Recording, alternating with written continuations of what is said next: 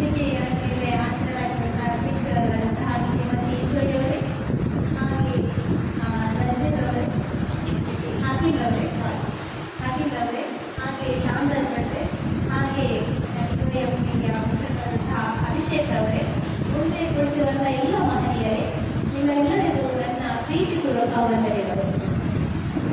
ಇನ್ನು ನಾವೆಲ್ಲರೂ ದಲಿತ ಹಕ್ಕು ಸಮಿತಿ ಮತ್ತು ಡಿವೈಎಫ್ಐ ಅವರ ಜಂಟಿ ಜಂಟಿಯಾಗಿ ನಡೆಸಿಕೊಳ್ಳುವಂತಿರುವಂತಹ ಭಾವಿಕ ಸಮಾವೇಶದಲ್ಲಿ ಸೇರಿದ್ದೇವೆ. ಇದೊಂದು ಬಹಳ ಅದ್ಭುತವಾದ ಮತ್ತು ಒಂದು ಉತ್ತಮವಾದ ಕಾರ್ಯ ಅಂತ ನನಗೆ ಅನಿಸ್ತಾ ಇದೆ.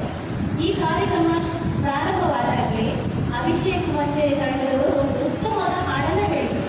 ಆ ಹಾಡನ್ನು ಕೇಳಿದಾಗ ನಿಜವಾಗ್ಲೂ ನನಗೆ ಒಂಥರ ರೋಮಾಂಚನವಾಯಿತು, ಮತ್ತೆ ಒಂಥರ ದುಃಖವೂ ಆಯಿತು. ಯಾಕಂದರೆ ನಾವೀಗ ಅನುಭವಿಸುವಂತಹ ಸುಖವಾದ ಜೀವನವನ್ನು ಕೊಟ್ಟಂತಹ ಅಂಬೇಡ್ಕರ್ ಎಂತೆಲ್ಲ ನೋವನ್ನು ಪಡ್ಕೊಂಡಿದ್ದಾರೆ ನೋಡಿ ಅಲ್ವಾ. ಅದರ ಬಗ್ಗೆ ಯೋಚನೆ ಮಾಡುವಾಗ ಅದರ ಬಗ್ಗೆ ನಾವು ಯೋಚನೆ ಮಾಡಬೇಕಾದ್ರೆ ಆಗ ತುಂಬ ನೋವಾಗುತ್ತೆ. ಇಲ್ಲಿ ನೆಲೆಸಿರುವಂಥ ಎಲ್ಲ ಮಹನೀಯರಿಗೆ ಅಂಬೇಡ್ಕರ್ ಬಗ್ಗೆ ಚೆನ್ನಾಗಿ ಗೊತ್ತಿತ್ತು. ನಾನು ನಿಮಗಿಂತ ತುಂಬ ಕಡಿಮೆ ತಿಳಿದವಳು. ನಾನು ಒಬ್ಬಳು ಶಿಕ್ಷಕಿ. ನಾನು ಒಂದು 3 ಮಕ್ಕಳನ್ನು ಕೊಟ್ಟರು ಮಾಡಬಾರದಲ್ಲೇ. ಆದರೆ ನಿಮ್ಮಂಥ ಬುದ್ಧಿವಂತರ ನಡುವೆ ಮಾತಾಡಲಿಕ್ಕೆ ಸ್ವಲ್ಪ ಸಂಕೋಚ ಆಗುತ್ತೆ. ಆದರೂ ನನಗೆ ಗೊತ್ತಿರುವಂಥ ಕೆಲವೊಂದು ವಿಚಾರಗಳನ್ನು ನಿಮ್ಮ ಮುಂದೆ ನಾನು ನನ್ನ ಅಂಬೇಡ್ಕರ್ ಒಂದು ವಿಶಾಲವಾದಂಥ ಸಾಗರ, ಸಪ್ತ ಸಾಗರದಿಂದಲೂ ವಿಶಾಲವಾದವರು. ಅವರ ಜ್ಞಾನ ಭಂಡಾರ ಆಕಾಶಕ್ಕಿಂತಲೂ ಮಿಗಿಲಾಗಿದೆ. ಅಂಥವ್ರ ಬಗ್ಗೆ ಮಾತಾಡಲಿಕ್ಕೆ ನಾನು ಸಾಧ್ಯವೇ ಇಲ್ಲ. ಆದರೂ ಕೆಲವೊಂದು ವಿಚಾರಗಳನ್ನು ನಿಮ್ಮ ಮುಂದೆ ಹೇಳಲಿಕ್ಕೆ ತುಂಬ ಖುಷಿಯಿಂದ ಬಂದಿದ್ದೀನಿ. ಮತ್ತು ಈ ಕಾರ್ಯಕ್ರಮದಲ್ಲಿ ಮಾತಾಡಲಿಕ್ಕೆ ನನಗೆ ನೀವೆಲ್ಲ ಅವಕಾಶ ಕೊಡೋದಕ್ಕೆ ನಾನು ನಿಜವಾಗ್ಲೂ ನಿಮಗೆ ಚಿರಋಣಿಯಾಗಿರ್ತೀನಿ. ನೋಡಿ, 19ನೇ ಶತಮಾನದ ಅಂತ್ಯದಿಂದ ಮತ್ತೆ 20ನೇ ಶತಮಾನದ ಆರಂಭದಲ್ಲಿ ನಮ್ಮ ಭಾರತ ಸಮಾಜವು ತೀವ್ರವಾದ ಒಂದು ಜಾತಿ ಆಧಾರಿತ ಶೋಷಣೆಗೆ ಒಳಗಾಗಿದೆ.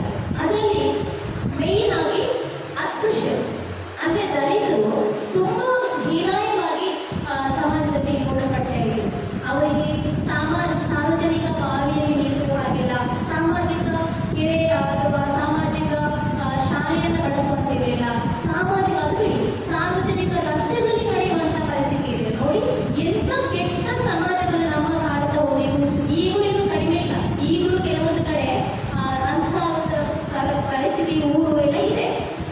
ದೇವಾಲಯಗಳಿಗೆ ಪ್ರವೇಶವಿಲ್ಲ. ನಮ್ಮನ್ನು ದಲಿತರನ್ನ ಅಥವಾ ಶೋಷಿತರನ್ನ ಹಿಂದೂ ಧರ್ಮ ಅಂತ ಹೇಳ್ಕೊಂಡು ಒಟ್ಟಿಗೆ ಮಾಡ್ತಾರೆ. ಯಾವಾಗ ನೋಟು ಬಂದಾಗ, ಇಂಥ ದೇವಾಲಯ ಪ್ರವೇಶ ಮಾಡುವಾಗ ಅಥವಾ ಬೇರೆ ನಾವು ಒಳ್ಳೆಯ ಸವಲತ್ತು ಕೊಡುವಾಗ ಅವರ ಜೀವನವನ್ನು ಉದ್ಧಾರ ಮಾಡುವಂಥ ನಿಟ್ಟಿನಲ್ಲಿ ಆಗ ನಾವು ಹಿಂದೂಗಳಲ್ಲ, ನಾವು ದಲಿತರು ಅಥವಾ ಶೋಷಿತರು ಅಥವಾ ಮಹಿಳೆಯರು ಅಂತ ನಮ್ಮನ್ನು ಪರಿಗಣಿಸ್ತಾರೆ, ನಮ್ಮನ್ನು ತುಚ್ಛವಾಗಿ ಕಾಣ್ತಾರೆ. ಅಂತಹ ಒಂದು ಕೆಟ್ಟ ಸಮಾಜದಲ್ಲಿ ಏನಾಗ್ತಿತ್ತು, ಈ ಅಸ್ಪೃಶ್ಯರಿಗೆ ತುಂಬ ಅವರ ಹಕ್ಕುಗಳನ್ನು ಕಳ್ಕೊಂಡಿದ್ದು, ಅವರಿಗೆ ಸ್ವಾತಂತ್ರ್ಯ ಇರಲಿಲ್ಲ, ಸಮಾನತೆ ಇರಲಿಲ್ಲ, ಅವರಿಗೆ ನ್ಯಾಯ ಇರ್ತಾ ಇರಲಿಲ್ಲ. ಅಂಥ ಕೆಟ್ಟ ಸಂದರ್ಭದಲ್ಲಿ ಜಾತಿ ಆಧಾರಿತ ವೃತ್ತಿ ಇತ್ತು. ಆಗೆಲ್ಲ ಜಾತಿ ಆಧಾರಿತ, ಈಗಲೂ ಹಾಗೆ ಜಾತಿ ಆಧಾರಿತ ವೃತ್ತಿ ಇದೆ, ಆರ್ಥಿಕ ಶೋಷಣೆ ಇತ್ತು, ಪುರುಷ ಪ್ರಧಾನ ಒಂದು ಸಮಾಜ ಇತ್ತು, ಲಿಂಗ ತಾರತಮ್ಯ ಇತ್ತು. ಇಂತಹ ಕೆಟ್ಟ ಪರಿಸರದಲ್ಲಿ ಅಸ್ಪೃಶ್ಯರು ಇನ್ನೂ ಕೀಳಾಗಿ ತುಂಬ ಕೆಟ್ಟದಾಗಿ ಅವರ ಜೀವನವನ್ನು ನಡೆಸ್ತಾ ಇದ್ದರು. ಒಂದು ರೀತಿ ಹೇಳಬೇಕಂದ್ರೆ ಉಸಿರುಗಟ್ಟಿದಂತಹ ಪರಿಸ್ಥಿತಿಯಲ್ಲಿ ಅಂದಿನ ಜನ ಇತ್ತು. ಆಗ ಅಂತಹ ಸಂದರ್ಭದಲ್ಲಿ 14ನೇ ಏಪ್ರಿಲ್ 1891ರಲ್ಲಿ ಮಾಹೆ ಎನ್ನುವಂಥ ಮಿಲಿಟರಿ ಕ್ಯಾಂಪ್ನಲ್ಲಿ ರಾಮ್ಜಿ ಸರ್ಕಾರ್ ಮತ್ತು ಭೀಮಾಬಾಯಿ ದಂಪತಿಗಳ ಪವಿತ್ರ ಕುಟುಂಬದಲ್ಲಿ ಒಂದು ಕ್ರಾಂತಿಕಾರಿ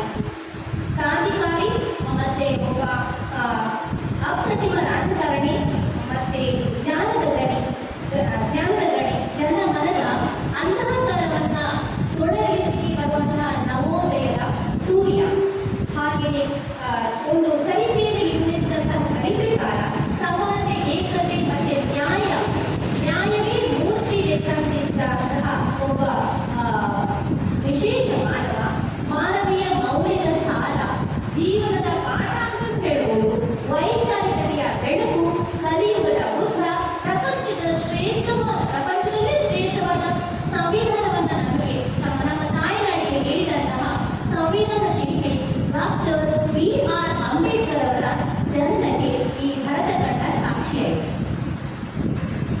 ಅಲ್ಲಿಂದ ನೋಡಿ, ಅಂದಿನ ತನಕ ಬೆಳಕನ್ನೇ ಕಾಣದಿದ್ದಂತಹ ಒಂದು ವರ್ಗ ಅಸ್ಪೃಶ್ಯರು ಅವರಿಗೆ ಬೆಳಕು ಕಾಣುವಂತಹ ಒಂದು ಸಂದರ್ಭ ಆಯಿತು. ಈ ಅಂಬೇಡ್ಕರ್ ಬಗ್ಗೆ ಮಾತಾಡಲಿಕ್ಕೆ ಹೋದರೆ ಅದು ನಾನು ಆಗಲೇ ಹೇಳಿದ್ದೀನಿ, ತುಂಬ ವಿಚಾರ ಇದೆ. ಅವರು ಹಾಡಲ್ಲಿ ಹೇಳಿದಾಗ ಅದರಲ್ಲಿ ಸಾಮಾನ್ಯವಾಗಿ ಅಂಬೇಡ್ಕರ್ ಬಗ್ಗೆ ಮತ್ತು ಎಲ್ಲ ವಿಚಾರ ಹಾಡಲ್ಲಿ ಒಳಗೊಂಡಿದ್ದ. ನಾನು ಮಾತಾಡಬೇಕಾಗೇ ಇಲ್ಲ, ಆದರೆ ಏನು ನನಗೊಂದು ಅವಕಾಶ ಕೊಟ್ಟರೆ ನಾನು ಮಾತಾಡಬೇಕಲ್ವಾ, ಹಾಗಾಗಿ ಮಾತಾಡ್ತೀನಿ. ಬಡತನ ನೋಡಿ, ನಮ್ಮ ಅಂಬೇಡ್ಕರ್ ಅವರು ಬಾಲ್ಯದಿಂದಲೇ ಬಡತನ ಮತ್ತೆ ಸಾಮಾಜಿಕ ಅಸಮಾನತೆಯನ್ನ ಎದುರಿಸುತ್ತಾ ದೃಢ ಸಂಕಲ್ಪ ಮತ್ತು ಅವಿರತ ಶ್ರಮದಿಂದ 32 ಡಿಗ್ರಿಗಳನ್ನು ಮಾಡಿದ್ದಾರೆ. ನೋಡ್ರಿ, ಈಗ ಸದ್ಯದ ಪರಿಸ್ಥಿತಿ 1 ಡಿಗ್ರಿ ಮಾಡಿದವರು ಮಾತಾಡೋಕ್ಕಾಗಲ್ಲ. ಅವ್ರದ್ದು ಒಂದು ಮಾತಾಡ್ಬೇಕಾದ್ರೆ ನಾವು ಮೊದಲೇ ಲೈಸೆನ್ಸ್ ತಗೊಳ್ಬೇಕಾಗುತ್ತೆ. ರಾಜಕಾರಣಿಗಳಂತೂ ನಮಗೆ ಸಿಗೋದೇ ಇಲ್ಲ. ಅವರು ಅದನ್ನು ಕಾಣಬೇಕಾದ್ರೆ ಯಾವಾಗ ಮತದಾನ ಬರಬೇಕು. ಮತದಾನ ಬರುವಾಗ ನೀವು ಯಾವ ಜಾತಿಯಿಂದ ನೋಡಲ್ಲ, ನೀವು ಯಾವ ನಿಮಗೆ ಶಿಕ್ಷಕರ ಅಥವಾ ನೀವು ಯಾವ ಪರಿಸ್ಥಿತಿ ಇದ್ರೂ ನಿಮ್ಮ ಕೈ ಕಾಲಕ್ಕೆ ಹಿಡಿಯಬೇಕಾಗ್ತದೆ. ಆದರೆ 32 ಡಿಗ್ರಿಯನ್ನು ಮಾಡಿದಂಥ ಶ್ರೇಷ್ಠವಾದ ಶ್ರೇಷ್ಠ ಜ್ಞಾನಿ ನಮ್ಮ B.R. ಅಂಬೇಡ್ಕರ್ ಅವರು. ಅವರು ಒಂದು ಅಸ್ಪೃಶ್ಯ ಸಮುದಾಯದಿಂದ ಬಂದಿದ್ದಾರೆ ಅಂತ ಹೇಳಿಗೆ ನಿಜವಾಗ್ಲೂ ನನಗೆ ತುಂಬ ಹೆಮ್ಮೆ ಆಗ್ತದೆ, ಖುಷಿ ಆಗ್ತಿದೆ. ಯಾಕಂದರೆ ನಾವೆಲ್ಲರೂ ಅವರ ವಂಶಗಳು. ಈ ಭಾರತದಲ್ಲಿ ನಾವೀಗ ಒಂದು ಜಾತಿ ವ್ಯವಸ್ಥೆನ ಮನುಷ್ಯ ಮಾಡ್ತೀವಿ. ಯೂಶ್ವಲ್ ಆಗಿ ಇಡೀ ಭೂಮಿಯಲ್ಲಿರುವ ಮನುಷ್ಯನೇ ಅವರೆಲ್ಲ ಒಂದೇ ಜಾತಿ.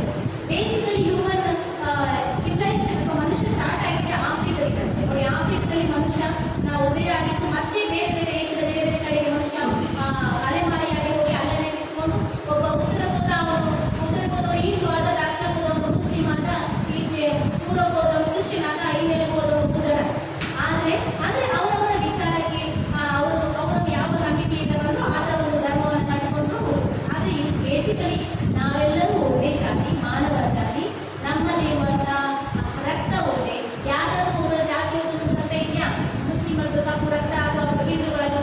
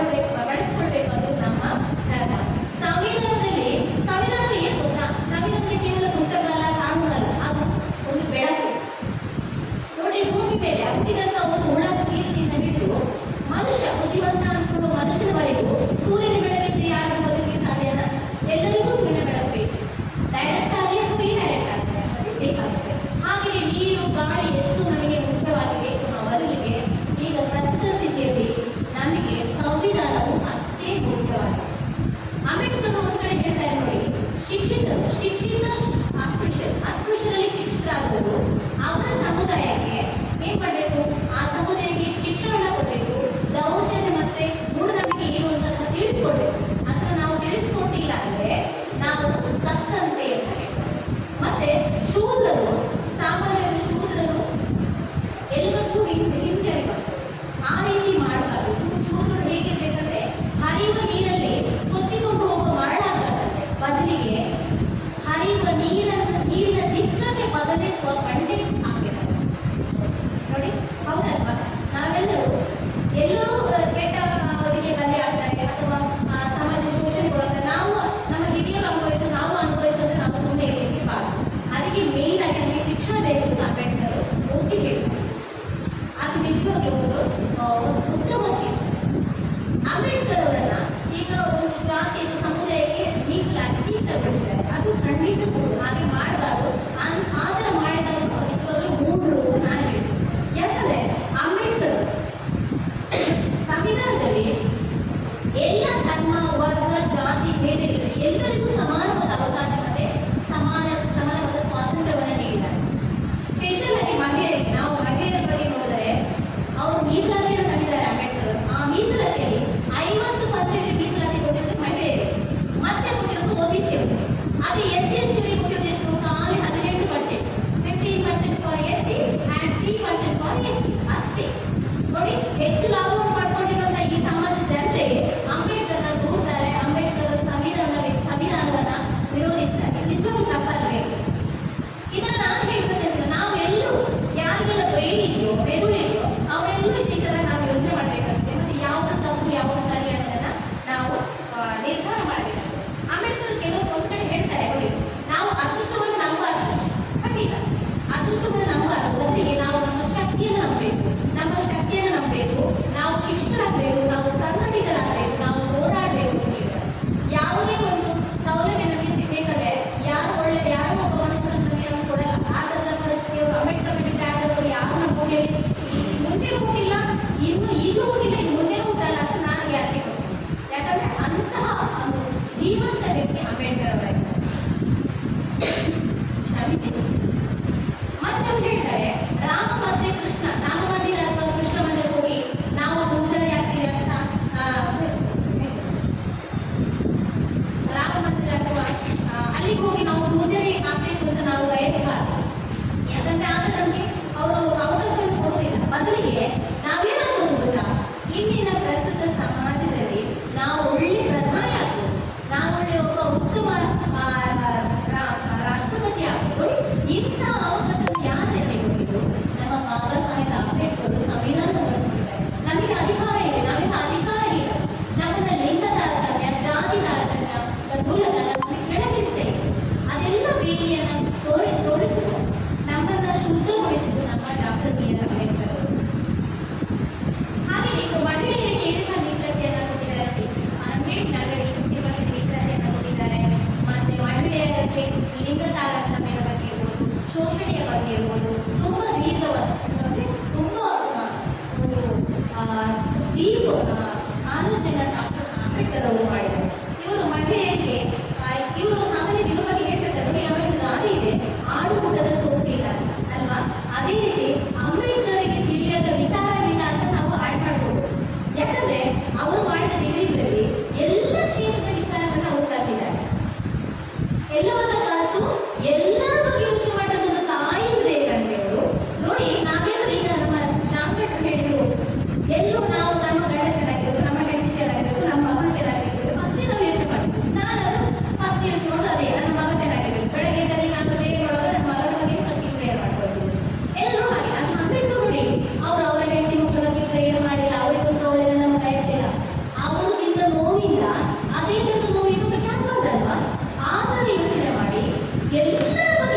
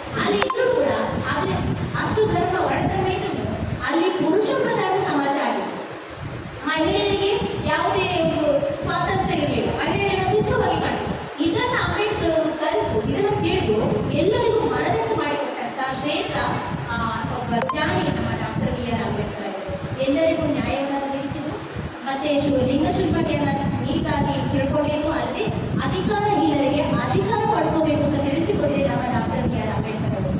ಮತ್ತೆ ಹಿಂದೂ ಕೋಡ್ ಬಿಲ್ ಮೂಲಕ ಏನು ಕೌಟುಂಬಿಕ ಸಮಸ್ಯೆ ಮತ್ತೆ ಹಿಂದೂ ಮದುವೆ ವಿಚಾರದಲ್ಲಿ ಸಮಸ್ಯೆಗಳನ್ನ ಬಗೆಹರಿಸಿ ಪರಿಹಾರ ಕೊಟ್ಟಿದ್ದು ನಮ್ಮ ಡಾಕ್ಟರ್ B.R. ಅಂಬೇಡ್ಕರ್ ಅವರು. ಒಳ್ಳೆ ಫ್ಯಾಮಿಲಿ ಪ್ಲಾನಿಂಗ್ ಅನ್ನು ಕೊಟ್ಟಿದ್ದಾರೆ ನಮ್ಮ ಡಾಕ್ಟರ್ ಅಂಬೇಡ್ಕರ್. ನೋಡಿ, 1938 ವರ್ಷದ ಹಿಂದೆ, ಎಷ್ಟು ವರ್ಷಗಳ ಹಿಂದೆಯೇ ಡಾಕ್ಟರ್ B.R. ಅಂಬೇಡ್ಕರ್ ಅವರು ಹೆಣ್ಣು ಖಾಲಿ ಮಕ್ಕಳನ್ನ ಹೇರಬಲ್ಲ ಮಿಷನ್ ಅಂತ ಹೇಳಿಲ್ಲ. ನೋಡಿ, ಎಲ್ಲ ತಿಳ್ಕೊಂಡು ಹೆಣ್ಣು ಕೇವಲ ಮಕ್ಕಳನ್ನ ಹೆರೆದು ಬಟ್ಟೆ ವಾಶ್ ಮಾಡೋದು, ಅವರ ತಿಕ್ಕ ತೊಳೆಯೋದು ಅಷ್ಟೇ ಅವರ ಕೆಲಸ ಅಂತ ಅಂದ್ಕೊಂಡಿದ್ರು. ಆದರೆ ಅಂಬೇಡ್ಕರ್ ಅದೆಲ್ಲ ಹೇಳಿ ಹೆಣ್ಣಿಗೆ ಸ್ವಂತ ಒಂದು ಜೀವನ ಇದೆ, ಅವಳಿಗೆ ಅವಳದ್ದು ಬುದ್ಧಿ ಇದೆ ಅಂತ ಹೇಳಿ ನಮಗೆ ಒಂದು ಕಾನೂನಿನ ಚೌಕಟ್ಟು ಮೂಲಕ ನಾವಿಂದು ಸ್ವತಂತ್ರವಾಗಿ ಮಾತಾಡಲಿಕ್ಕೆ ಅಥವಾ ನಾವು ಸಮಾಜದಲ್ಲಿ ಸ್ವತಂತ್ರವಾಗಿ ಇರಲಿಕ್ಕೆ ನಮಗೆ ಅವಕಾಶ ಮಾಡಿಕೊಟ್ಟಿದ್ದಾರೆ. ಬಹುಶಃ ನಾನು ಇವತ್ತಿಷ್ಟು ಮಾತಾಡಬೇಕಾದ್ರೆ ನಾನು ಪಡ್ಕೊಂಡ ಶಿಕ್ಷಣ ಮತ್ತೆ ಆ ಸಂವಿಧಾನ, ನಮ್ಮ ಅಂಬೇಡ್ಕರ್ ಅವರು ಕೊಟ್ಟ ಸಂವಿಧಾನವೇ ಕಾರಣ ಅಂತ ಹೇಳಲಿಕ್ಕೆ ನನಗೆ ನಿಜವಾಗ್ಲೂ ಖುಷಿ ಆಗ್ತದೆ. ಮತ್ತೆ ಡಾಕ್ಟರ್ B.R. ಅಂಬೇಡ್ಕರ್ ಅವರು ಬಹುಪತ್ನಿತ್ವ ಅದರ ಬಗ್ಗೆ ವಿರೋಧಿಸ್ತಾರೆ. ಯಾವುದೇ ಆಗಲಿ ಒಬ್ಬ ಹೆಂಡತಿಯನ್ನ ಮದುವೆಯಾಗಿ ಚೆನ್ನಾಗಿ ಸಂಸಾರನ ಮಾಡಬೇಕು, ಬಹುಪತ್ನಿತ್ವವನ್ನು ವಿರೋಧಿಸ್ತಾ ಇದ್ರು. ಹಾಗೆ ನೀವು ಹೆಣ್ಮಕ್ಳಿಗೆ ಆಸ್ತಿ ಹಕ್ಕನ್ನು ಕೊಟ್ಟು, ಹಿಂದೆ ಎಲ್ಲ ಗಂಡು ಮಕ್ಕಳಿಗೆ ಅವರೇ ವಾರಸದಾರ ವಂಶ ಅದನ್ನ ವೃದ್ಧಿ ಮಾಡುವಂಥ ವಂಶವನ್ನು ಮುಂದುವರಿಸಿಕೊಳ್ಳುವಂಥ ಸುಪುತ್ರ ಅಂತ ಹಿಂದೂ ಸಮಾಜದಲ್ಲಿ ಆಚರಣೆ. ಆದರೆ ಡಾಕ್ಟರ್ B.R. ಅಂಬೇಡ್ಕರ್ ಅವರು ಏನು ಮಾಡಿದ್ರು, ಪಿತ್ರಾರ್ಜಿತ ಆಸ್ತಿಯಲ್ಲಿ ಮಹಿಳೆಯರಿಗೆ ಕೂಡ ಹಕ್ಕಿದೆ ಅಂತ ಹೇಳಿದ್ರು. ಮತ್ತೆ ನಮ್ಮ ಹಿಂದೂ ಸಮಾಜ ಅದರಲ್ಲಿ ತುಂಬ ಕೆಟ್ಟ ಯೋಜನೆಗಳು ಹಲವು ಇವೆ. ಕೆಟ್ಟ ಅದೊಂದು ಒಳ್ಳೆ ಧರ್ಮ ಅಂತ, ಸನಾತನ ಧರ್ಮ ಅಂತ ಹೇಳ್ತಿದ್ರು. ಅದರಲ್ಲಿ ಬೇಡವಾದ ವಿಚಾರಗಳು ಹಲವು ಇವೆ. ಅವತ್ತರಲ್ಲಿ ಏನು ಹೇಳ್ತಿದ್ರು ಅಂದರೆ, ವಿವಾಹ ಅನ್ನೋದು ಸ್ವರ್ಗದಲ್ಲಿ ಭಿಕ್ಷೆ ಆಗುತ್ತೆ ಅಂತ ಹೇಳ್ತಿದ್ರು. ಅಂದರೆ ಒಮ್ಮೆ ಮದುವೆ ಆದರೆ ನಾವು ನಮ್ಮ ಗಂಡ ಎಷ್ಟು ಕೆಟ್ಟವನೇ ಆಗಿರಲಿ, ಕುಡಿದು ಬರಲಿ, ನಮಗೆ ಸಾಯಿಸಲಿ, ನಾವು ತುಟಿ ಪೀಡಿತರನ್ನ ಅವರನ್ನ ಫೋನ್ ಮಾಡಬೇಕು ಅನ್ನೋದು ಒಂದು ಆಚರಣೆ. ಆದರೆ ನಮ್ಮ ಡಾಕ್ಟರ್ B.R. ಅಂಬೇಡ್ಕರ್ ನೋಡಿ, ಹೆಣ್ಮಕ್ಳ ನೋವನ್ನು ಅರ್ಥ ಮಾಡ್ಕೊಂಡು ಏನು ಮಾಡಿದ್ರು, ವಿವಾಹ ವಿಚ್ಛೇದನೆಯನ್ನ ತಂದುಕೊಟ್ಟು. ಯಾಕಂದ್ರೆ ನಮಗೆ ನಮ್ಮ ಗಂಡನಿಂದ ಸಮಸ್ಯೆ ಆಗ್ತಿದೆ, ತೊಂದರೆ ಆಗ್ತಿದ್ರೆ ಅವರನ್ನು ಬಿಟ್ಟು ನಾವು ನಮ್ಮ ಸ್ವತಃ ನಮಗೆ ಬದುಕು ಕಟ್ಕೊಳ್ಬೋದು, ನಮ್ಮ ಮಕ್ಕಳಿಂದ ಚೆನ್ನಾಗಿ ಬದುಕೋದಂತ ಒಂದು ಅವಕಾಶವನ್ನು ಕೂಡ ಮಾಡಿಕೊಡ್ತಾರೆ. ಹಾಗೆ ಲೇಬರ್ ಲಾ ಅಂತ ಬಂದಿದ್ದಾರೆ. ಲೇಬರ್ ಲಾ ಅಂದರೆ ಕೆಲಸ ಮಾಡುವವರಿಗೆ ಅವರಿಗೆ ಸಮಾನ ವೇತನ ಸಿಗುತ್ತೆ. ಕೆಲಸ ಮಾಡೋ ಗಂಡ ಇರಲಿ ಹೆಣ್ಣು ಇರಲಿ, ಯಾರಾದ್ರೂ ಕಡಿಮೆ ಕೆಲಸ ಮಾಡ್ತಾ ಇಬ್ಬರು ಅವರ ಶಕ್ತಿ ಮೇಲೆ ಕೆಲಸವನ್ನು ಮಾಡ್ತಾರೆ. ಹಾಗಿದ್ದಾಗ ಅವರಿಗೆ ಒಂದೇ ರೀತಿಯ ಸಂಬಳ ಸಿಗಬೇಕಲ್ಲ.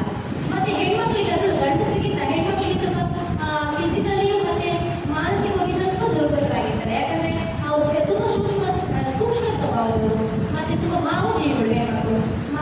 ಮತ್ತೆ ಕೆಲಸ ಮಾಡೋ ಸಮಯದಲ್ಲಿ ಏನು ಮಕ್ಕಳನ್ನ ಇಡುವುದು, ಇಂತಹ ತುಂಬ ಟೆನ್ಷನ್ ಆಗಿ ಕೆಲಸ ಮಾಡುವಾಗ ಅವರಿಗೆ ಕಿರಿಕ್ ಆಗುತ್ತೆ, ಸಮಸ್ಯೆ ಆಗುತ್ತೆ ಅನ್ನೋ ಕಾರಣಕ್ಕೋಸ್ಕರ ಅವರಿಗೆ ಏನು ಮಾಡಿದ್ದಾರೆ, ಹೆರಿಗೆ ಭತ್ಯೆ ಅಂತ ಕೊಟ್ಟಿದ್ದಾರೆ. ಮತ್ತೆ ಕೆಲಸದಲ್ಲಿ ಭದ್ರತೆಯನ್ನು ಕೂಡ ಕೊಟ್ಟಂಥವ್ರು ನಮ್ಮ ಡಾಕ್ಟರ್ B.R. ಅಂಬೇಡ್ಕರ್ ಅವರು. ಮತ್ತೆ ದೇವಾಲಯಗಳಿಗೆ ಪ್ರವೇಶ ಇಲ್ಲ. ನೋಡಿರಿ, ಯಾರ ಬ್ರಾಹ್ಮಣ ಅಥವಾ ಮೇಲ್ವರ್ಗ ಅಂತ ಹೇಳುವವರು ದೇವಸ್ಥಾನದಲ್ಲಿ ಹೋಗಿ ಪೂಜೆ ಮಾಡೋದು, ದೇವರಿಗೆ ಸಮಾನವಾಗಿ ಕೂತ್ಕೊಳ್ಬೋದು. ಉಳಿದವರು ದೇವಸ್ಥಾನಕ್ಕೆ ಪ್ರವೇಶ ಮಾಡೋದು ಮೇಲಾಗಿ ಅಸ್ಪೃಶ್ಯರು ಮಾತ್ರ ಅಲ್ಲ, ಯಾರು ಶೋಷಿತರು ಮತ್ತೆ ಮಹಿಳೆಯರು, ಇವರಿಗೆಲ್ಲ ದೇವಸ್ಥಾನಕ್ಕೆ ಪ್ರವೇಶ ಇರಲಿಲ್ಲ. ಆ ಹಕ್ಕನ್ನು, ದೇವಸ್ಥಾನಕ್ಕೆ ಪ್ರವೇಶ ಮಾಡುವಂತಹ ಹಕ್ಕನ್ನು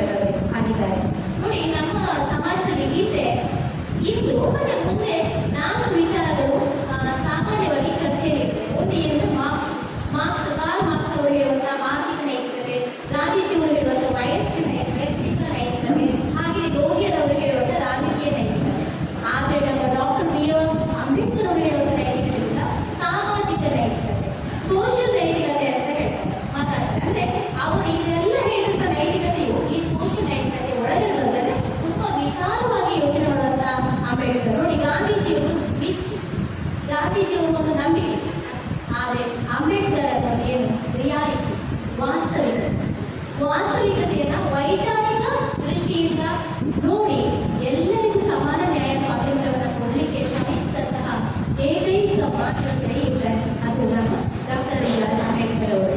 ಇವರು ಕೆಲವೊಂದು ಪತ್ರಿಕೆಗಳಲ್ಲಿ ಮೂಕನಾಯಕ, ಪರಿಷ್ಕೃತ ಭಾರತ, ಜನತಾ ಮತ್ತೆ ಸಮಾಧಾನ ಅಂತ ಪತ್ರಿಕೆಗಳಿದ್ದಾರೆ. ಈ ಪತ್ರಿಕೆಗಳಲ್ಲಿ ಕೂಡ ಅವರು ಮಹಿಳೆಯರ ಬಗ್ಗೆ, ಮಹಿಳೆಯರ ಸಮಸ್ಯೆ ಮತ್ತೆ ಅವರಿಗೆ ಏನು ಪರಿಹಾರ ಕೊಡಬೇಕು ಅದರ ಬಗ್ಗೆ ಜಾಸ್ತಿಯಾಗಿ ಮಾತಾಡಿದ್ದಾರೆ. ಪ್ರಸ್ತುತ ನಾನು ನನ್ನ ಮಾತುಗಳನ್ನು ಮುಗಿಸ್ತಾ ಬರ್ತಾ ಇದ್ದೀನಿ. ಆದರೆ ಈಗ ನಮ್ಮ ಸಮಾಜದಲ್ಲಿ ಏನು ಸಮಸ್ಯೆ ಆಗ್ತಿದೆ ಅಂದರೆ, ಪ್ರಸ್ತುತ ಜನ ಸಂವಿಧಾನದ ಎಲ್ಲ ಉಪಯೋಗಗಳನ್ನ ಪಡ್ಕೊಂಡು ಸಂವಿಧಾನವನ್ನೇ ವಿರೋಧಿಸ್ತಾ ಇದ್ದಾರೆ. ಸಂವಿಧಾನವನ್ನೇ ಬಹಿಷ್ಕಾರ ಮಾಡುವಂಥ ಕೆಲಸವನ್ನು ಮಾಡ್ತಾರೆ. ಅಷ್ಟೇ ಅಲ್ಲದೆ ಅಂತಹ ಶ್ರೇಷ್ಠ ಸಂವಿಧಾನವನ್ನು ಕೊಟ್ಟಂಥ ಅಂಬೇಡ್ಕರ್ ಅವರ ಬಗ್ಗೆ ತುಂಬ ಕೇವಲವಾಗಿ ಮಾತಾಡ್ತಾರೆ. ಅಂಬೇಡ್ಕರ್ ಅವರ ಬಗ್ಗೆ ಮಾತಾಡುವುದು ಬಿಡಿ, ಅವರ ಎದುರಿಗೆ ನಿಲ್ಲಿಗೆ ಯೋಗ್ಯತೆ ಇಲ್ಲದಂತಹ ವ್ಯಕ್ತಿಗಳೇ ಅವರ ಬಗ್ಗೆ ಕೆಟ್ಟದಾಗಿ ಮಾತಾಡ್ತಾರೆ. ಅಂಬೇಡ್ಕರ್ ಅನ್ನೋದನ್ನು ನಿಲ್ಕಲಾದ ನಾವು ಯೋಚನೆ ಮಾಡಲಾಗದಂತಹ ಅಮೂಲ್ಯವಾದ ಅವರು ಕೇವಲ ಕೆಲವೇ ಸಮುದಾಯಕ್ಕೆ ಮೀಸಲಾದವರು ಅಲ್ಲ. ಅವರನ್ನು ಅಳೆಯುವುದು ಅಷ್ಟು ಸುಲಭವಲ್ಲ, ಅದು ಅಸಾಧ್ಯ ಕೂಡ. ಅವರು ನೀಡಿದ ಸಂವಿಧಾನ ವಿಚಾರಧಾರೆಯನ್ನು ನಾವು ಇಂದು ಬದುಕುತ್ತಿದ್ದೀವಿ. ನಾವೀಗ ನಾವು ಜೀವಂತವಾಗಿದ್ದೀವಿ. ನಮ್ಮ ಹಿರಿಯರಲ್ಲಿ ಎಂತೆಲ್ಲ ನೋವನ್ನು ಪಡ್ಕೊಂಡು ಸಾಗಿದ್ದಾರೆ. ನಾವೀಗ ನೋಡಿ ಚೆನ್ನಾಗಿ ಬದುಕಬಹುದು, ಸಾರ್ವಜನಿಕ ಸ್ಥಳದಲ್ಲಿ ಓಡಾಡಬಹುದು, ಬಸ್ಗಳಲ್ಲಿ ಪ್ರಯಾಣ ಮಾಡಬಹುದು, ಶಿಕ್ಷಣ ಪಡ್ಕೋಬಹುದು, ನಮಗೆ ಬೇಕಾದ ನಾವು ಪಡ್ಕೋಬಹುದು, ನಮಗೆ ವಾಟ್ಸಪ್ ತಂತ್ರ ಇದೆ, ನಾವೆಲ್ಲವನ್ನ ಪಡ್ಕೋಬಹುದು. ಎಲ್ಲವನ್ನ ಕೊಟ್ಟದ್ದು ಯಾರು? ಡಾಕ್ಟರ್ ಬಿ ಆರ್ ಅಂಬೇಡ್ಕರ್ ಅವರು ಸಂವಿಧಾನದ ಮೂಲಕ. ಅವರು ನೀಡಿದ ಈ ಸಂವಿಧಾನವನ್ನು ನಾವು ಜೀವಿಸಬೇಕಾಗಿದೆ, ಅದನ್ನು ಮುಂದುವರಿಸಿಕೊಂಡು ಹೋಗಬೇಕಾಗಿದೆ. ಅವರು ನಮ್ಮ ಸಮಾಜವನ್ನು ಒಂದು ಕಡೆಗೆ ತಂದು ನಿಲ್ಲಿಸಿದ್ದಾರೆ. ಅದು ನಾವು ಹಿಂದಕ್ಕೆ ಕರ್ಕೊಂಡು ಹೋಗಬಾರ್ದು, ಮುಂದಕ್ಕೆ ಆದಷ್ಟು ಮುಂದಕ್ಕೆ ತಗೊಂಡು ಹೋಗಬೇಕು. ಅಷ್ಟು ಆಗಲಿಲ್ಲ ಅಲ್ಲೇ ಅದನ್ನು ಬಿಟ್ಟು ಪರವಾಗಿಲ್ಲ ಅಂತ ಡಾಕ್ಟರ್ ಅಂಬೇಡ್ಕರ್ ಅವರೇ ಹೇಳಿದ್ದಾರೆ. ಅವರ ಕೊನೆಯ ಕ್ಷಣದಲ್ಲಿ ಅವರ ಆಪ್ತ ಸಹಾಯಕ ನಾನಕ್ ಚಂದ್ ರತ್ತು ಅವರ ಅವರು ಹೇಳ್ತಾರೆ, ಕೊನೆಯ ಕ್ಷಣಗಳಲ್ಲಿ ಅವರು ಮಾತಾಡುವ ಭಾವುಕ ಮಾತುಗಳನ್ನು ಕೇಳುವಾಗ ನಿಜವಾಗ್ಲೂ ಅದನ್ನು ಓದುವಾಗ ಅದನ್ನು ತಿಳ್ಕೊಳ್ಳುವಾಗ ನಮಗೆ ಕಣ್ಣೀರು ಬರುತ್ತೆ. ಯಾಕಂದರೆ ಅಷ್ಟು ಭಾವುಕರಾಗಿ ಮಾತಾಡ್ತಾರೆ. ನಾವೆಲ್ಲ ಸಾಯುವಾಗ ಏನು ಮಾತಾಡ್ತೀವಿ? ಅಯ್ಯೋ ನನ್ನ ಮಗನಿಗೆ ಯಾರು ಮುಂದೆ ನೋಡ್ಕೊಳ್ತಾರೋ, ನನ್ನ ಗಂಡ ಚೆನ್ನಾಗಿ ನೋಡ್ಕೊಳ್ತಾನ ಇಲ್ವೋ, ಅಥವಾ ನನ್ನ ಕುಟುಂಬದವರು ನನ್ನ ಮಗನ ಚೆನ್ನಾಗಿ ನೋಡ್ಕೊಳ್ತಾರ ಇಲ್ವೋ ಅಂತ ನಾವು ಯೋಚನೆ ಮಾಡ್ತೀವಿ ಅಲ್ವಾ? ಅಥವಾ ನನ್ನ ಮಗನಿಗೆ ಏನು ಮಾಡಿಟ್ಟಿಲ್ವೋ, ನನ್ನ ಮಕ್ಕಳಿಗೆ ಏನು ಮಾಡಿಟ್ಟಿಲ್ವೋ ಅಂತ ಯೋಚನೆ ಮಾಡ್ತೀವಿ. ಆದರೆ ಅಂಬೇಡ್ಕರ್ ಅವರು ಏನು ಯೋಚನೆ ಮಾಡಿದ್ರು? ಅವರು ಈ ಭಾರತ ದೇಶದಲ್ಲಿ ನಾನು ಎಷ್ಟು ದೊಡ್ಡ ಸಂವಿಧಾನವನ್ನು ಕೊಟ್ಟು ನ್ಯಾಯವನ್ನು ಕೊಟ್ಟಿದ್ದೀನಿ, ಸ್ವಾತಂತ್ರ್ಯಗಳನ್ನು ಕೊಟ್ಟಿದ್ದೀನಿ, ಇದನ್ನು ಈ ಸಮಾಜ ಮುಂದುವರಿಸಿಕೊಂಡು ಹೋಗ್ತದೋ ಇಲ್ವೋ, ಮುಂದೆ ಏನಾಗುತ್ತೋ ನನ್ನ ದೇಶ ಅಂತ ಚಿಂತೆಯಲ್ಲಿ ಇತ್ತು. ಡಿಸೆಂಬರ್ 4ನೇ ತಾರೀಕಿಗೆ ರಾಜ್ಯಸಭೆಯಲ್ಲಿ ಹೋಗಿ ಅದನ್ನು ಸಭೆಯನ್ನು ಸೇರ್ತಾರೆ. ಮತ್ತು ಡಿಸೆಂಬರ್ 3-4ಕ್ಕೆ ಕಾರ್ಲ್ ಮಾರ್ಕ್ಸ್ ಮತ್ತು ಬುದ್ಧ ಅವರನ್ನು ಇನ್ಫ್ಲೂಯೆನ್ಸ್ ಮಾಡಿದಂಥ ವ್ಯಕ್ತಿಗಳು ನೋಡಿ. ಇವರಿಬ್ಬರು ಅಂಬೇಡ್ಕರ್ ಅಷ್ಟೇ ಅಂಬೇಡ್ಕರ್ ಒಂದು ವಿಚಾರದಷ್ಟೇ ಸಮಾನ ವಿಚಾರ ನಾವು ಹೊಂದಿದಂಥ ವ್ಯಕ್ತಿಗಳು ಕಾರ್ಲ್ ಮಾರ್ಕ್ಸ್ ಮತ್ತು ಬುದ್ಧ. ಅವರಿಗೆ ಸಂಬಂಧಪಟ್ಟ ಪುಸ್ತಕಕ್ಕೆ ಅಂತಿಮ ಸ್ಪರ್ಶವನ್ನು ಡಿಸೆಂಬರ್ 3-4ರಲ್ಲಿ ಇರ್ತಾರೆ. ಡಿಸೆಂಬರ್ 5 ತನಕೂ ನೋಡಿ ಅವರು ಹಲವಾರು ಕಾಯಿಲೆಯಿಂದ ಬಳಲ್ತಾ ಇದ್ರು. ಅವರ ದೇಹ ವೀಕ್ ಆಗಿದ್ರು, ಅವರ ಮನಸ್ಸು ವೀಕ್ ಆಗಿರಲಿಲ್ಲ. ಅಂತಹ ಅಂಬೇಡ್ಕರ್ ಡಿಸೆಂಬರ್ 5 ರಾತ್ರಿವರೆಗೂ ಪುಸ್ತಕದಲ್ಲಿ ಬರೀತಾ ಇರುತ್ತೆ, ಬರವಣಿಗೆಯನ್ನು ಮುಂದುವರಿಸಿದ್ರಂತೆ. ಆದರೆ ಡಿಸೆಂಬರ್ 6ನೇ ತಾರೀಕು 1956ರಂದು ಈ ವಿವೇಚೇತನ, ಈ ಬೆಳಕು ನಂದಿ ಹೋಗುತ್ತೆ. ಅಲ್ಲಿಂದ ಜಗತ್ತಿಗೆ ಒಂದು ಕತ್ತಲ ಆವರಿಸುತ್ತೆ. ಆ ಮುಸುಕನ್ನು ನಾವು ಅವರ ವಂಶದವರನ್ನ ನಾವು ಅದನ್ನು ಆ ಮುಸುಕನ್ನು ತೆಗೆದು ಬೆಳಕನ್ನು ಕೊಡಬೇಕಾದ್ದು ನಮ್ಮ ಜವಾಬ್ದಾರಿ. ಹಾಗಾಗಿ ನಾವು ಅಂಬೇಡ್ಕರ್ ನಡೆಸಿಕೊಂಡಂಥ ದಾರಿಯಲ್ಲಿ ಮುಂದುವರಿಬೇಕು. ನಾವು ದೇವರನ್ನ ಪೂಜೆ ಮಾಡಬೇಕಾಗಿಲ್ಲ, ನಮಗೆ ದೇವರು ಬೇಕಾಗಿಲ್ಲ, ದೇವಸ್ಥಾನಕ್ಕೆ ಹೋಗುವಂಥ ಅವಶ್ಯಕತೆಯೂ ಬೇಡ. ನಮ್ಮ ಮನೆಯಲ್ಲಿ ನಮ್ಮ ಪೇರೆಂಟ್ಸ್, ನಮ್ಮ ತಂದೆ ತಾಯಿಗೂ ನಾವು ಪೂಜೆ ಮಾಡೋಣ, ಇಲ್ಲ ನಮ್ಮ ಮಕ್ಕಳನ್ನ ಪೂಜೆ ಮಾಡೋಣ. ಅಷ್ಟು ಆಗಲ್ಲ. ಅಂದರೆ ನಮಗೆ ಅಂಬೇಡ್ಕರ್ ಕೊಟ್ಟಿರುವಂಥ ಸಂವಿಧಾನ ಇದೆಯಲ್ಲ, ಅದೇ ನಮಗೆ ಪವಿತ್ರ ಗ್ರಂಥ. ನಮ್ಗೆ ಯಾಕೆ ಬೇಕು ಬೈಬಲ್, ನಮ್ಗೆ ಯಾಕೆ ಬೇಕು ಭಗವದ್ಗೀತೆ, ನಮ್ಗೆ ಯಾಕೆ ಬೇಕು ಕುರಾನ್? ನಮಗೆ ಅದಕ್ಕಿಂತ ಶ್ರೇಷ್ಠವಾದ ಸಂವಿಧಾನವನ್ನು ಕೊಟ್ಟಿದ್ದಾರೆ. ಅದು ನಮ್ಮನ್ನು ಬದುಕಿಸಲಿಕ್ಕೆ ಇರುವಂತಹ ಒಂದು ಗ್ರಂಥವಾಗಿದೆ. ಅದನ್ನು ನಾವು ಪೂಜೆ ಮಾಡಬೇಕಾದದ್ದು. ಪೂಜೆ ಮಾಡೋದು ಮಾತ್ರ ಅಲ್ಲ, ಅದನ್ನು ಪಾಲಿಸಿಕೊಳ್ಬೇಕು. ಅಂಬೇಡ್ಕರ್ ಒಂದು ಕಡೆ ಹೇಳ್ತಾರೆ, ಈ ಸಂವಿಧಾನದ ಬರೆದ ಕೈ ಯಾವುದೇ ಇರ್ಬೋದು, ಅವ್ರು ಅಂಬೇಡ್ಕರ್ ತುಂಬ ಚೆನ್ನಾಗಿ ಬರೀತಾರೆ. ಆದರೆ ಆ ಸಂವಿಧಾನ ಯಾರ ಕೈಯಲ್ಲಿ ಇರ್ತದೋ, ಯಾರ ಆಳ್ವಿಕೆಯಲ್ಲಿ ಇರ್ತದೋ, ಅವರು ಹೇಗೆ ನಡೆಸ್ಕೊಂಡು ಹೋಗ್ತಾರೆ ಅನ್ನೋದ್ರ ಮೇಲೆ ಭವಿಷ್ಯ ನಿಂತಿದೆ ಅಂತ ಅಂಬೇಡ್ಕರ್ ಹೇಳ್ತಾರೆ. ಹಾಗಾಗಿ ನಾವು ಚುನಾವಣೆ ಸಂದರ್ಭದಲ್ಲಿ ಇರ್ಬೋದು, ಉತ್ತಮ ವ್ಯಕ್ತಿಗಳು ಯಾರು, ನಮಗೆ ಯಾವುದೇ ಪಕ್ಷ ಆಗಿರಲಿ, ಯಾವುದೇ ಧರ್ಮ ಆಗಲಿ, ಅದು ಮುಖ್ಯ ಅಲ್ಲ. ಒಳ್ಳೆಯ ಜನ ಯಾವುದು ಅನ್ನೋದನ್ನು ನಾವು ಅರ್ಥಕೊಂಡು ನಮಗೆ ಯಾರು ಒಳ್ಳೇದು ಮಾಡ್ತಾರೆ, ನಮ್ಮ ಹೋರಾಟಕ್ಕೆ ಯಾವ ಸೇರ್ತಾರೆ, ನಮ್ಮಲ್ಲಿ ಯಾವ ಸಂಘಟಿಸಿ ಇದು ನಾವು ಮಾಡಬೇಕು. ನೋಡಿ ಇದೀಗ ಇಷ್ಟು ಒಳ್ಳೆ ಪ್ರೋಗ್ರಾಮನ್ನ ಈ ಎರಡು ಏನು ಫೆಡರೇಷನ್ ಮತ್ತೆ ದಲಿತ ಹಕ್ಕು ಸಮಿತಿಯವರು ಮಾಡಿದ್ದಾರೆ. ಇದು ಎಷ್ಟು ಒಳ್ಳೆ ಪ್ರೋಗ್ರಾಮ್. ಇದು ಎಷ್ಟು ಜನ ನಾವು ಸೇರ್ಬೇಕಾಗಿತ್ತು. ಅಂಬೇಡ್ಕರ್ ಕೇವಲ ದಲಿತರಿಗೆ ಮಾತ್ರ ಅಲ್ಲ, ಎಲ್ಲ ವರ್ಗದವರಿಗೆ ಅಂತ ನಾನು ಹೇಳ್ತೀನಿ, ಎಲ್ಲರೂ ಸೇರ್ಬೇಕಿತ್ತು. ಇಂಥ ಒಳ್ಳೆ ಪ್ರೋಗ್ರಾಮ್ಗೆ ಜನ ಸೇರೋದಿಲ್ಲ ನೋಡಿ. ಅದೇ ಏನಾದ್ರು ಒಂದು ಕಡೆ ಮದ್ಯ ಮಾರಾಟ ಮಾಡ್ತಾರೆ, ಸೀರೆ ಹಾಕ್ತಾರೆ, ಊರೇ ಲೈನ್ ಮಾಡಿ ಇರ್ತಾರೆ. ನಾಚಿಕೆ ಆಗುತ್ತೆ. ಸೀರೆಗೆ 500 ರೂಪಾಯಿ, ಇವತ್ತು ನಾಳೆ ಹಾಳಾಗುತ್ತೆ, ಡ್ರಿಂಕ್ಸ್ ಮಾಡಿದೆ ಇದು ಈ ಕಾಯಿಲೆ ಬಂದು ಸತ್ತೋಗ್ತಾನೆ, ಕಿಡ್ನಿ ಕಳ್ಕೊಳ್ತಾನೆ, ಏನೇನ ಕಳ್ಕೊಳ್ತಾನೆ, ಇವಾಗ ಹೋಗ್ಬೋದು. ಆದರೆ ನೋಡಿ ಇಂಥ ಪ್ರೋಗ್ರಾಮ್ ಕಳ್ಕೊಂಡು ನಮಗೆ ಬದುಕು ಕಟ್ಕೋಬೋದು, ನಮ್ಮ ಮುಂದಿನ ಜನರೇಷನ್ಗೆ ನಾವು ಉತ್ತಮ ಮಾರ್ಗವನ್ನು ತೋರಿಸಬಹುದು. ಇದಕ್ಕೆ ಯಾರು ಬರಲ್ಲ ನೋಡಿ. ಈಗ ಬಂದವರೆಲ್ಲ ನೀವು ಒಳ್ಳೆ ಹೋಗ್ತಾ ನಾನು ಅಂದ್ಕೊಳ್ತೀನಿ. ನೀವು ಮುಂದೆ ಹೋದಾಗ ಇಂಥ ಪ್ರೋಗ್ರಾಮಿಗೆ ನೀವು ನಿಮ್ಮ ಮಕ್ಕಳನ್ನ, ನಿಮ್ಮ ಹಿರಿಯರನ್ನ, ನಿಮ್ಮ ಸುತ್ತಮುತ್ತ ಫ್ರೆಂಡ್ಸ್ಗಳನ್ನ ಕರ್ಕೊಂಡು ಬನ್ನಿ, ಹೆಚ್ಚು ಸೇರಿಸಿ ಇದಕ್ಕೆ ಬೆಂಬಲ ನೀಡಿ. ನಾವು ಏನು ಕೆಟ್ಟದ್ದು ಮಾಡ್ತಾ ಇಲ್ಲ, ನಾವು ಮಾಡ್ತಿದ್ದೀವಿ ಬೆಳಕನ್ನು ಕೊಡು. ಬುದ್ಧ ಕೊಟ್ಟಿದ್ದು ಬೆಳಕು, ಅಂಬೇಡ್ಕರ್ ಕೊಟ್ಟಿದ್ದು ಬೆಳಕು, ಬಸವಣ್ಣ ಕೊಟ್ಟಿದ್ದು ಬೆಳಕು. ನಾವು ಬೆಳಕು ಕೊಡಲಿಕ್ಕೆ ನಾವು ಸೂರ್ಯ ಹಾಕೋದು ಬೇಡ, ನಾವು ಸಣ್ಣ ಮಾಡಿದ್ದೆ ಸಾಕು. ಆ ರೀತಿಯಲ್ಲಿ ನಾವು ಮುಂದುವರಿಬೇಕಾಗೋದು ನನ್ನ ಆಸೆ. ನಾವೆಲ್ಲರೂ ಈ ನಿಟ್ಟಿನಲ್ಲಿ ಪ್ರಯತ್ನ ಮಾಡೋಣ. ಕೊನೆಯದಾಗಿ ಒಂದೆರಡು ಒಟ್ಟು 2